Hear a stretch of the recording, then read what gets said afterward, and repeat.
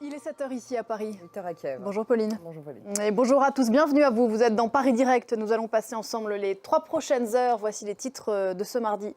L'armée ukrainienne tient fermement ses positions dans la région de Kharkiv, assure Volodymyr Zelensky.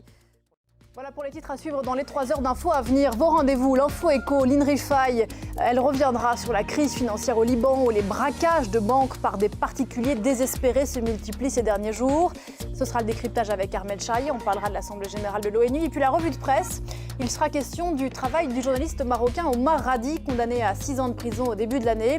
Un collectif de journalistes a décidé de poursuivre son enquête. Hélène Frade viendra nous en parler dans une vingtaine de minutes. Voilà pour le programme. Tout de suite, le journal avec vous, Pauline.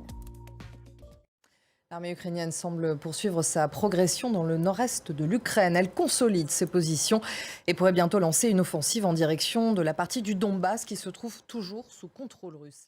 Pendant que les Russes se retrouvent en difficulté, d'autres, comme les soldats ukrainiens, savourent leurs avancées et la libération de nombreuses villes des mains des Russes. Notre envoyée spéciale Gwendoline de Bono les a rencontrées. Voici son reportage. La guerre en Ukraine sera au cœur des discussions de l'Assemblée générale des Nations unies. Volodymyr Zelensky sera le seul chef d'État à pouvoir d'ailleurs intervenir via visioconférence. Les fractures entre pays nés de cette guerre risquent de ressortir encore plus lors de cette semaine de discours et de débats, avec d'un côté les Occidentaux et de l'autre les pro-russes ou encore les non-alignés. Antoine Mariotti. On prend la direction de l'Iran à présent avec ses nombreuses manifestations ces jours derniers. Ces manifestants protestent contre la mort vendredi de Mahsa Amini. La jeune femme est décédée après son arrestation par la police des mœurs. Et on y reviendra dans la revue de presse. Merci beaucoup, Siavosh Ghazi, en direct depuis Téhéran. Cette étrange coïncidence au Mexique, l'ouest du pays a été touché hier 19 septembre par un tremblement de terre d'une magnitude de 7,7 sur l'échelle de Richter. Bilan. Et dans la mer des Caraïbes, cette fois, c'est l'ouragan Fiona qui a touché la République dominicaine. Près de 800 personnes ont été déplacées.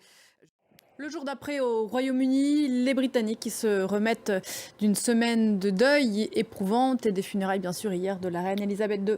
Elle repose désormais en paix aux côtés de son mari. Elle a été inhumée hier au château de Windsor. Une cérémonie grandiose. Quels sont les défis qui l'attendent? On voit ça avec Ambroise Boulet et Charline Madini.